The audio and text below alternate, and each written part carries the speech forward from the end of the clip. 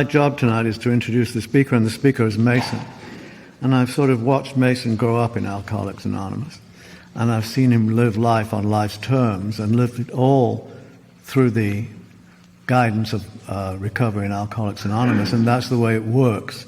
And I love success in Alcoholics Anonymous, and I know it's one day at a time, but this boy seems to do it for several days at a time, and I'm very pleased, and I want to hear the whole story because I've never heard it. Come on.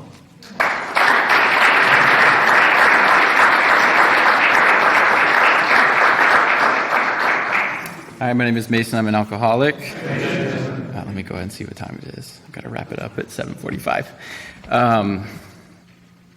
First, thank you for asking me to speak. It's been a while since I shared my story. I was told early on that anytime that someone asks me to do something in recovery, I say yes, even when I don't want to. So here we are. No, I really am grateful to be here, and I'm just grateful for this meeting in general. This is the first Saturday night meeting that I've been to so far, but I've been enjoying going back to in-person meetings. But couple disclaimers I like to start with. Drugs are a part of my story. If I didn't tell that part of my story, it wouldn't make sense. So I'm not going to skip over that. And I tend to cuss a lot whenever I share my story. I don't know why that is, but again, that's just what I do. So, so I guess where it all began. I'd love to stand up here and say that I had a very normal childhood, but I did not. It was pretty fucked up. So my parents, actually, I'm the child of two alcoholics and addicts. My parents met in rehab. So, recipe for disaster. I shared this before, too. The way it was explained to me by one of my dad's best friends is it was like two dead batteries trying to jumpstart a car, which makes complete sense, actually. So my parents got married. My brother and I were intentional. It wasn't that like she just got knocked up and they got married. We were on purpose, and they were both in the program at the time. They were both clean and sober. My mom had a good job. My dad, I don't think he was working. I don't know. I've heard my mom complains about it all the time, but like early on, my childhood was pretty normal. My parents actually got divorced whenever I was 2. Which thank God, and they both at one point got remarried. My life was always just separated. So there was mom's house and there was dad's house, and there was always 2 different sets of rules too, because mom always had that guilt. She's always had that guilt, and so she kind of let us just do whatever we wanted to do, and we never got punished for it. On the other hand, my dad was, a lot stricter. He wanted us to have manners. Yes, sir. No, sir. Yes, ma'am. No, ma'am. And so there was just always that, kind of back and forth. I do have one brother. He's 2.5 years older than me. So we were together all the time. We never went to one parent's house without the other. So we grew up, side by side, bouncing back and forth. I don't know at what point, but maybe whenever I was like 6 or 7, my mom, I don't know that she was ever actually clean and sober. She said she was. She went to meetings. So my brother and I actually went to a lot of AA and NA meetings growing up. But she relapsed, I guess, if you want to call it that. I don't know. But we had these weird situations where, like, for instance, one time my brother and I walked into a room and she wasn't moving. She wasn't like breathing, I guess. I don't know. But I was so young, I didn't know what it meant. And my brother and I kind of freaked out, and he tried to call 411 because we didn't know what was going on, but we knew it wasn't good. And so finally, I don't know if we got a neighbor or if he remembered that it was actually 911. But she, it was like mini strokes, but she kind of OD'd. But just situations like that. I remember early, in early childhood too, my brother and I being in this random person's house. All the lights were off. It smelled like cat piss. And my mom and her friend had locked themselves in this room in the back. And again, we didn't know what was going on. We just knew it wasn't good. And so we were just kind of wandering around the house, and there was this random room with a hospital bed in it. So again, I have no idea where I was. But yeah, so that was the home life. But then there was the school life, and I couldn't tell people that stuff. So I learned really early on to separate, to have those 2 separate lives. And it worked. It worked. So at school, everything was great. Family was great. Everyone's happy. That whole like that whole outside image, I learned to portray that at a very early age. On Dad's side, so everything was going fairly well at the time. My dad was still sober.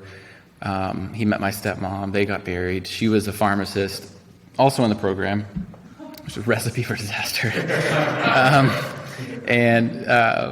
So anyway, they were married for maybe eight or 9 years, but towards the end, she relapsed, and she was stealing medicine from the pharmacy she was working at in very large amounts. And they ended up getting divorced because he cheated on her, which the only reason I share that, I'm not taking his inventory, but it was a big part of my life at the time, because I was young. We went to these meetings called Alateen. I don't know if anyone's heard of them. It's essentially like, it's Al-Anon, but for kids. So we were trying to learn how to deal with being the child of an alcoholic. And so I just remember one night hearing my stepmom and my dad fighting. It woke me up in the middle of the night, and she screamed something about like him fucking another woman. And I was like, I don't know what that means, but it doesn't sound good, because she was very angry. And then I shared that with this lady that ran the Alateen meetings, right? Because I didn't know who else to tell. And anyways, so I had a lot of like trauma around that, because it split up that life that I knew. And again, I couldn't go to school and talk about these things, and so I had those two separate lives. So, things got weird. We moved in the mistress moved in with us while he was still married to my stepmom. Lots of back and forth. They broke out windows in the house. Like, it was pretty dramatic. She chased him with a butcher knife one time in front of us. But, so was my childhood. And it wasn't until I was probably, and just to summarize it, it was like, and the only reason I say this too is just because it makes the story make more sense. But financially, it was like always kind of up and down. Like, my dad would be doing really well when my mom wasn't. Like, we were essentially homeless at one point. Like, my mom lived in a shelter. My brother and I lived with my aunt because my dad had run off to California with the mistress. We lived in government housing growing up. We were on food stamps, like all that kind of stuff. So when I turned 14, around that time, my dad came to us one day. We didn't know, anything that had been going on. He came to us one day and he let us know. He sat us down. He was like, things are about to change. We're like, okay, like hopefully for the better. And he told, like, he had come into quite a bit of money, right? And so this was the life that I always wanted. I was going to be the rich white woman I always wanted to be. And things changed. I mean, overnight things changed. We bought a house, we bought a car, we like all new stuff. Like, we went on a trip, like all this stuff. And it was kind of overwhelming. And not long after that, my dad met a woman and he ended up relapsing. So he went pretty far off the deep end, and it was way worse because of the financial situation, where like he just stopped working for about 4 years, I think. And around this time, I had always felt like I was different than everyone, since day one. And I feel like that's pretty common. Not only because, what was going on at home, but also because like I knew that I was attracted to boys and that was not normal. And so I always kind of hid that part of me too. And I did really well in school. I always kind of lived in like a fantasy world growing up. So when I tell people like Harry Potter was my childhood, I mean, like, that was literally my escape. So like I was the kid that I would read books to escape from reality. And I would go to school and I would just excel, because that was school was an escape for me. And so around that time, I had made a good friend. His name is Rob. And he was really the first guy that I ever felt comfortable being friends with, because I had always felt that I was different than other guys. And so mainly hung out with girls, and, just tried to portray that whole, like, oh, I'm straight image. Anyways, so I was 15 years old. Rob and I were supposed to stay the night with each other because his parents were out of town, and I was at my cousin's house that night. At this point, I had drank once, I had like taken a sip of Mad Dog 2020 out of someone's Sonic cup, and I was like, this is gross. And I always knew like I didn't want to be like my parents. And so since they were alcoholics, I couldn't do it. Like I couldn't drink. And so I'd put it off for a long time. Like my friends had started drinking at that point. So I drank for the first time whenever I was 14. And then whenever I was 15, I did start drinking more.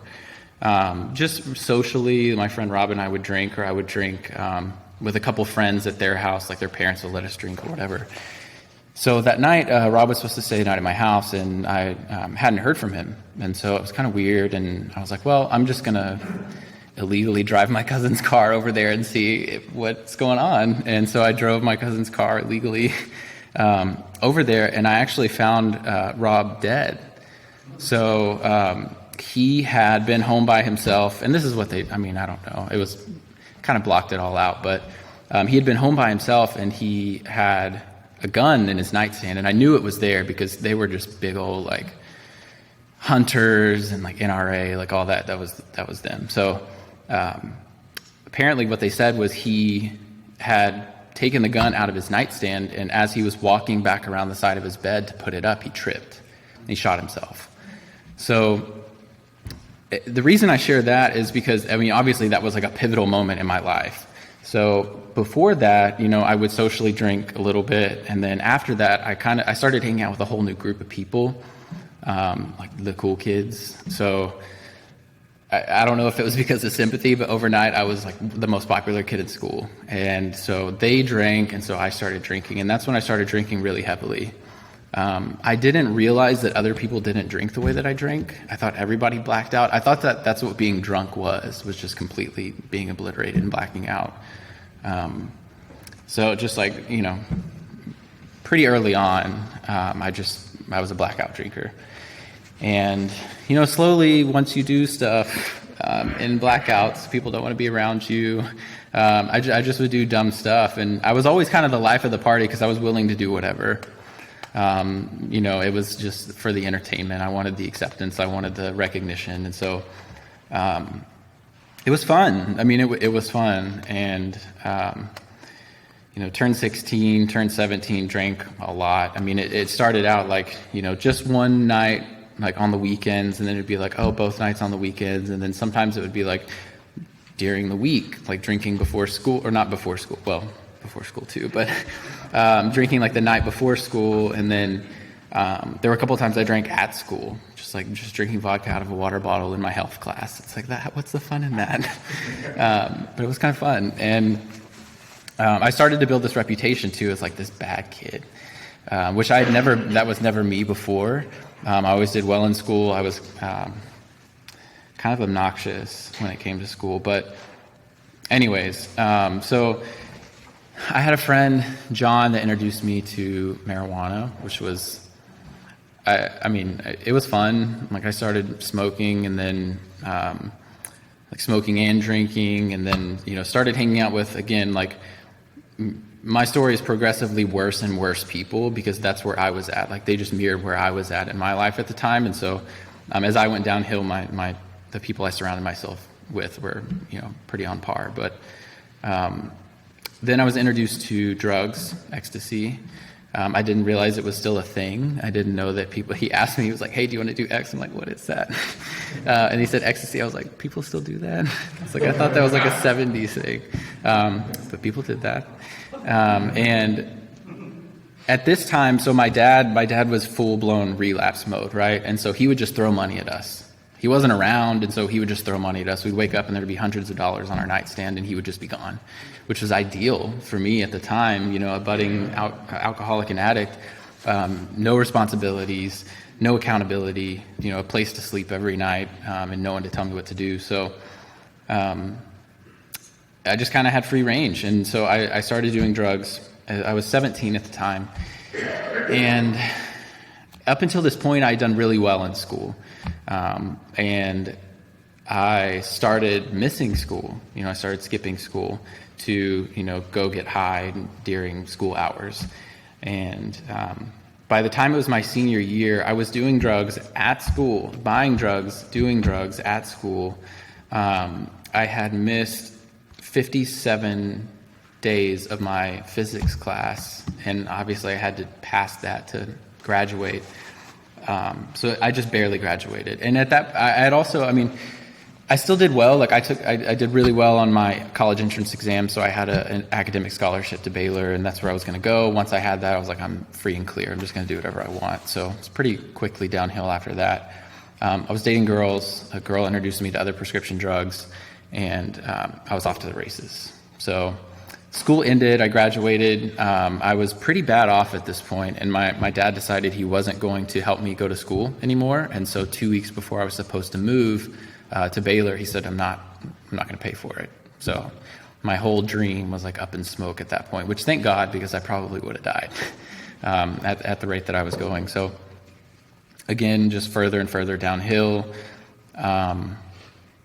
I mean, I could tell you some stories, but it's the situations are pretty similar to what everybody else has experienced. I got into some trouble with the law. I actually spent time in jail. Fun fact, I'm a hardened criminal. And people don't believe it when I say it, but like I was in jail for 58 days. Yeah, good times. But all that stuff, like that didn't stop me. I was court ordered to go to like drug classes and rehab, like outpatient rehab. It didn't stop me. I just wasn't ready. And so the last time I drank and used was May 18th of 2012. So a couple nights before that, I had a friend. His name was Dustin, my best friend, and he lived in this cabin in the woods with a tanning bed, and and that's not a joke. It was just bizarre. But anyway, so he was like my best friend at the time. We thought we were going to be like drug dealers and all that stuff, and but I couldn't hold a job. Like I had gotten fired. I had this like good job. I was doing landscaping, and like I couldn't hold a job, so I was just bouncing around. And so we were out at his place. I had no money. I guess I did have a cell phone. No money, no food, no car, no job. And I think he and I were finally at the point where we're like, okay, we got to figure something out, because I can't just like stay here and contribute absolutely nothing and just do all your drugs. And so we were driving back into town, and his car broke down. I don't remember if it was a tire, I don't remember if it was gas or whatever, but for some reason the night before that, I just had this moment where, and the only way I can think about it is like my will and God's will aligned just for a second. And so I had that moment where I was like, this is where I'm headed, like either I continue at this full force or I try something different. And so I woke up the next morning. We were going back into town. The car broke down, and I called my friend Lauren, who was my only friend that like stuck with me through all of this. I had burned all the other bridges, and she and a couple other friends came and picked me up from the side of the road. I don't know what happened to him. I left him there, and my best friend and I hadn't spoken since. That was 8 years ago, so probably not the best friend, but I knew where to go. Like I grew up around the program, and so I knew that this program could work for somebody that went to meetings and worked the program, because I'd seen it happen in my parents' lives. So I went to meetings. My dad had actually gotten sober maybe a year and a half before that, maybe 2 years before that. And so went to meetings and kind of just started doing the thing. So that was May 18th of 2012. And I guess backing up a little bit, I started in like April.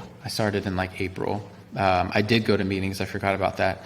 And I wouldn't really call it a relapse. I think I had been clean for like a week and a half or something, and then I decided to start using again. So my original date was April 4th, and then the time after that. So anyway, so this time I'd taken it more seriously. I actually got a sponsor. We met at a camp out. So the group that I went to was actually Narcotics Anonymous group. And so they had these annual camp outs. I met him there. He was actually younger than I was, but he had like 2 years in the program. And so worked with him. His name was Kevin, and he just started working steps with me. So I started reading, step 1, 2, and 3. We started working the steps, and then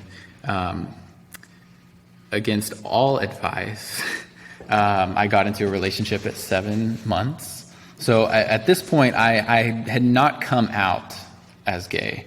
I think it was just kind of implied. I didn't feel the need to have this like big reveal, and so I was like, you know what, I'm just gonna live my life, and if anyone has questions about it, I'm gonna tell them the truth. But other than that, I don't feel the need to explain it to anybody, and so that's exactly what I did, and it worked. So I got into this relationship with a guy at 7 months, and it was a mess. And really what it boils down to is I didn't know who I was. I also got sober at a very early age. I was 19, just about to turn 20. And so at this point, I was 20. And I mean, I had no idea. I was still trying to figure my life out in general, like, just grow up. And then I threw this other person into the mix. And it was like a one-night stand that lasted 2.5 years. We did the thing. We played house. Like, we were together. I was obsessed with him. I moved to Dallas at this point to go to school. He was still in East Texas. And so I literally would drive back and forth like 3 times a week.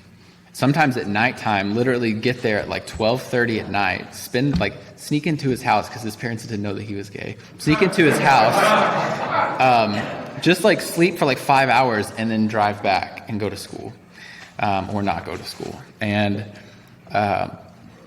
anyways, so that relationship, again, I was obsessed. I put him before everything else. I stopped going to meetings at that point. I stopped calling for the first 1.5 years, I called my sponsor every day. And then I stopped calling my sponsor slowly over time. And, the further I got away from meetings, the crazier I got. Because that's just what happens to me. That's my story. It happens today. And it had gotten to the point where our relationship was very toxic. And I can accept now that it was mainly me. I was just very controlling because I don't know if it was like abandonment issues. I don't know. Like, I was just trying to hold on to that one thing because that was all that I had, because that's all that I had focused on. And so one day he asked me, we were in the car, and he was like, "Are you happy?" I was like, well, what kind of question is that?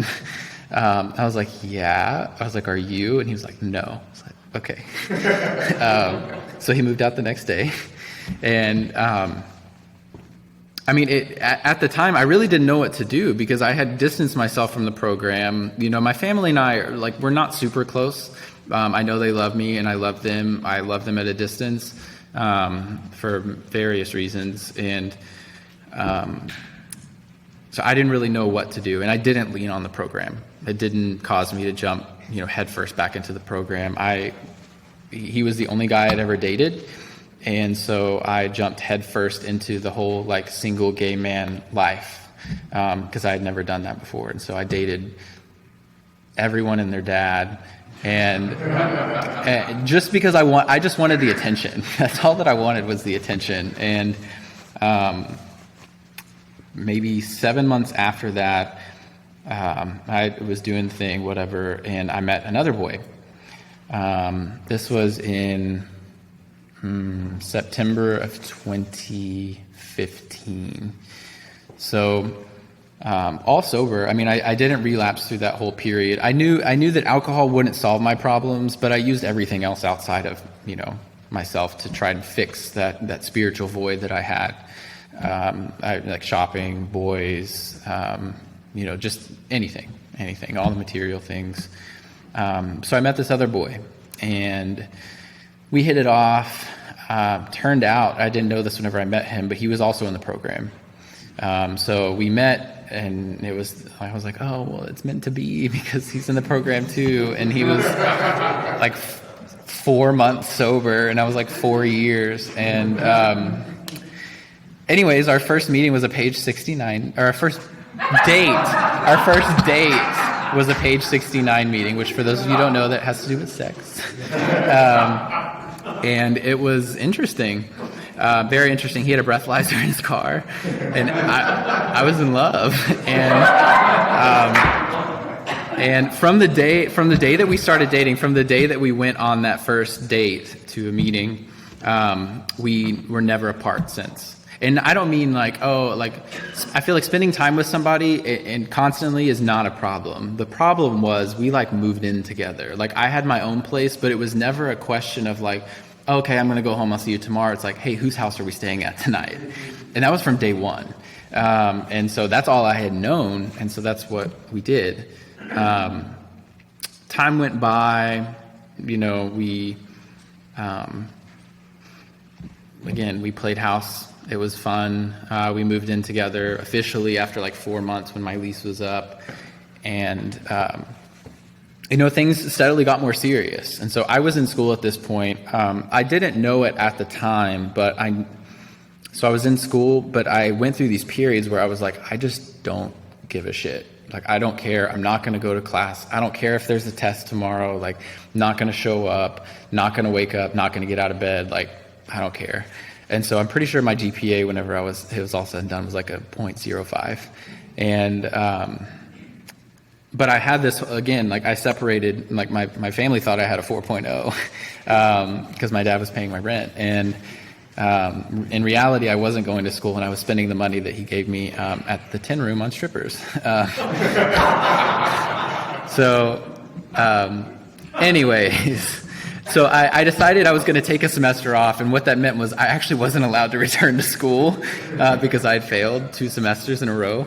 So I was going to take a semester off to, this boy was getting into real estate. So I was like, okay, that's always been interesting to me, so I'll do that too. So that's what I did. And we got started in our careers together. So we formed a little real estate team. We worked our asses off, to be honest. We really did. We didn't know anything else. And so we were driven. I mean, we were young. I was 23, and we would go hand deliver these flyers because we were too broke to like mail them because that required money. So we would print them. I would punch holes in the corners of them, like put rubber bands through them, and then we would hand deliver 500 of them every 2 weeks. And I say that because at that time in my life, like things were moving fast. Like I was starting this new job, this new career, and things took off from there. We had relative success. Things went well, like we made money and all that. And as things went on, things got more serious between he and I. And after 1 year, actually, I think it was like right by our 1 year anniversary. So we went to Europe and, we went to Europe and we were in Paris, and we were just walking around Paris and like, oh, it's so cute, so romantic. And then we're like walking up these stairs and I turn around and he's like on one knee. I was like, oh shit. And so he proposed there in Paris at our 1 year anniversary. And at this point, I didn't really have a voice, right? Because I had always just played the part of whoever I was around, whatever they wanted me to do. I was a people pleaser, like down to my core. And it's not that I didn't love him, but I wasn't ready at the time, but I said yes. My first words were, "You're crazy," and then I said yes. And so I was engaged, and he was like, "Oh, let's post it on Facebook," and I was like, "Can we wait?" But we posted on Facebook, and anyways, time went on, and again, I knew I wasn't ready. I was still figuring out who I was. I was still figuring out what was important to me because I grew up in the program. Since I was 19 whenever I got here, I didn't really have life skills, and I didn't really learn that from my family. And there's nothing wrong with that. I think my parents did the best that they could at the time. And so I was still learning all these things, and I just didn't learn how to say no. I didn't learn how to have boundaries. And so as things went on, I just kind of went with the flow, and this person sat me down. Again, he always got me when we were on vacations, I guess just because I was happy, but we were in Hawaii. And he sat me down and he pulled out his phone, and we hadn't set a wedding date at this point. And so it had been almost a year. And so he pulled out his phone and he was like, "Okay, it's going to be one of these 2 days. So just pick a date." And so I was like, okay. So I picked the one that was furthest away, and then he sent me a calendar invite to my own wedding. So we got married, we did the whole thing. Things were actually going really well. Life had moved very fast at this point. We were doing very well in business. I got a new job. Selling tons of real estate. We bought a beautiful home. And all this stuff had happened, and then things started to kind of finally settled down, we had bought the home, we had the stuff, we had the life, we had the trips, and then everything was just kind of like normal. And that's when it started to hit me more. I was like, what am I doing? This isn't what I want. It's never been what I wanted, but, I just never had the courage to really say that. And so, there were things that happened. I'm not taking anyone's inventory. My husband was fantastic. He was a great guy. He still is a great guy. We just weren't compatible, is really all it boiled down to. There were things that happened on both ends during the marriage. But ultimately, it came down to I knew that I had to end things, and it was hard. It was hard. I make it seem like it was easy because I'm very good. My personality allows me to, let me say this, my old personality allows me to just completely cut people off with no emotion. And because it's a coping mechanism that I had, it's a coping mechanism that I learned early on, is to compartmentalize these feelings. And so I'm able to just like end things and feel nothing. So that's what I did. It was kind of a shock to him. It was a shock to everyone else. But I had made up my mind, and that's what we were going to do. And the divorce didn't go exactly how I thought that it would. But what I will say is, as this relationship was ending, I was in a much different place in my recovery, where I was connected to the program. I was connected to, Lambda, the Roundup, all that stuff. And so I actually leaned on the program this time. So it was much different than the experience that I had the previous time when the relationship ended, because I had somewhere to go and I had people to talk to, and I was able to, really face this in a way that was, in my mind, pretty dignified. I wanted to walk through this divorce and walk out of it with no regrets, and knowing that I did the best that I could. So I tried to be as graceful as possible, and for the most part, I guess I was. So that ended, and this was mid 2019, and so it wasn't that long ago, honestly. Despite everything that happened, I came out fairly unscathed, or so I thought, and then 2020 happened. So a couple things that I want to say. So that whole, whenever I was back in school and I didn't care and all of that, turns out that was like major depression. I struggled from very, very, I don't know what the word is I'm looking for, really bad depression. And I didn't realize that at the time. I just thought that this was just me. I was lazy. I would procrastinate, but I knew I didn't want to be like that, but I didn't really have a choice. And so the reason I share that is because for me, it took getting outside help. What I realized was AA can fix a lot of things in my life, and it has fixed a lot of things in my life, and it did. However, AA cannot fix a chemical imbalance in my brain. And that took a lot for me to realize that and accept that, because early on I was taught that any substance, anything that's mood or mind altering was, a relapse. And so I even viewed like antidepressants as that. And so it took me a long time to get to that place where I was in acceptance that, going to a lot of meetings wasn't going to fix the fact that I had depression. And so I share that because I feel like there's still a stigma with mental illness. And that's just part of my story. So so back to where we are today, or I guess over the last year. I know 2020 was a hard year for a lot of people. However, for me, I have to say it was a life-changing year.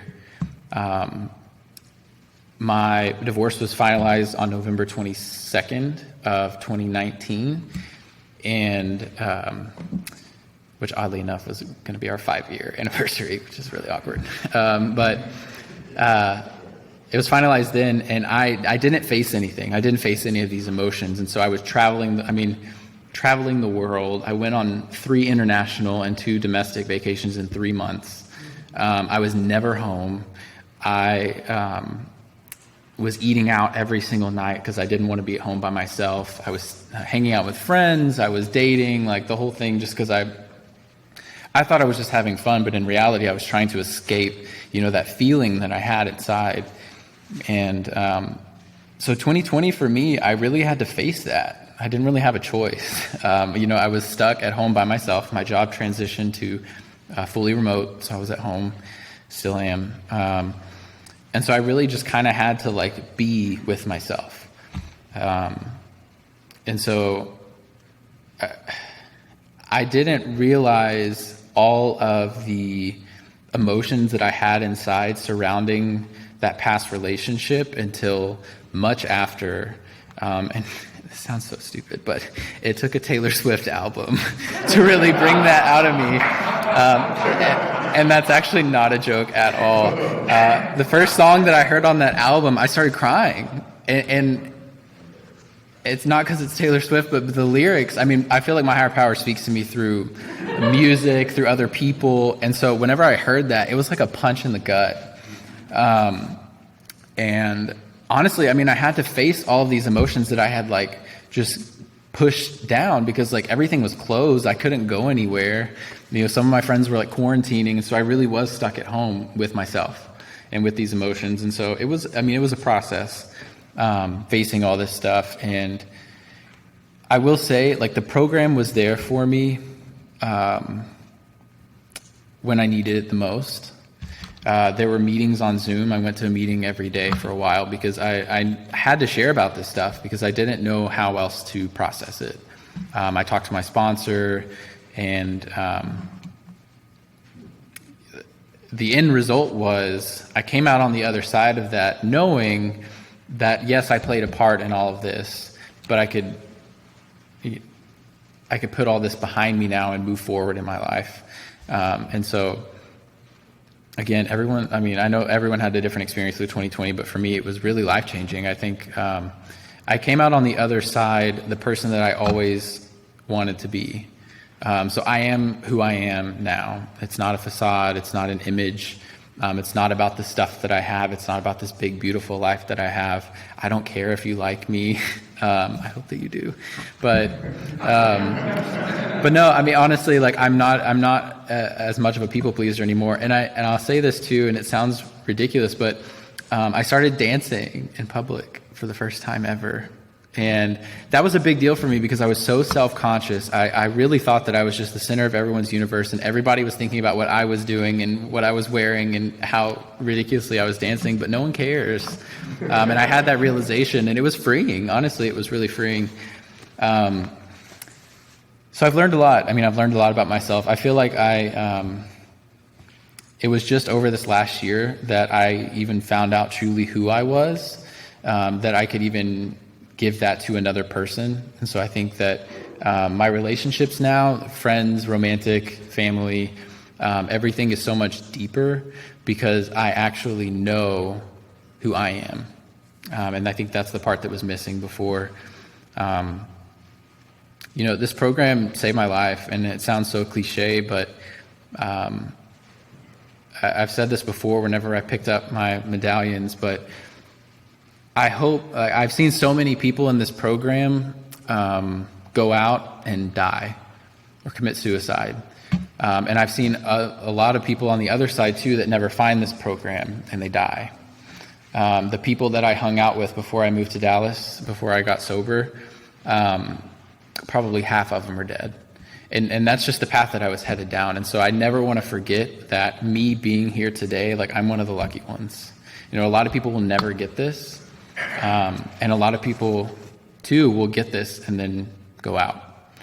And so, my job today is, to be here for the alcoholic that comes in, that's new, to really do this thing as best as I can, go to meetings, talk to my sponsor, which I shared this in a meeting the other night. I really hadn't talked to my sponsor in 7 months, but we reconnected this morning. We had lunch. It was great. Just in time for me to share that with you guys. And just keep these connections. The best friends that I have are because of this program, or in this program.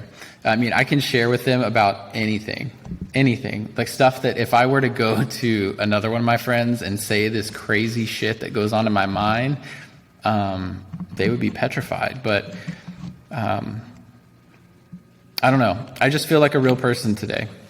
You know, I don't have to be anybody or try to be anybody that I'm not. And that's, you know, just from coming here, building that relationship with a higher power, and just staying sober no matter what. You know, no matter what life throws at me, I know now that alcohol is not going to fix it, and shopping is not going to fix it. All the material things, boys, praise, you know, doing well at work, none of it's going to fix it. The only thing that fixes it is the connection with the higher power that I have because of this program. So with that, I'm only 1 minute over, so I'm going to wrap it up. But thank you again, you know, for asking me to share. I really appreciate it. I'm honored anytime anybody asks me to share, and that's all I got. Thank you.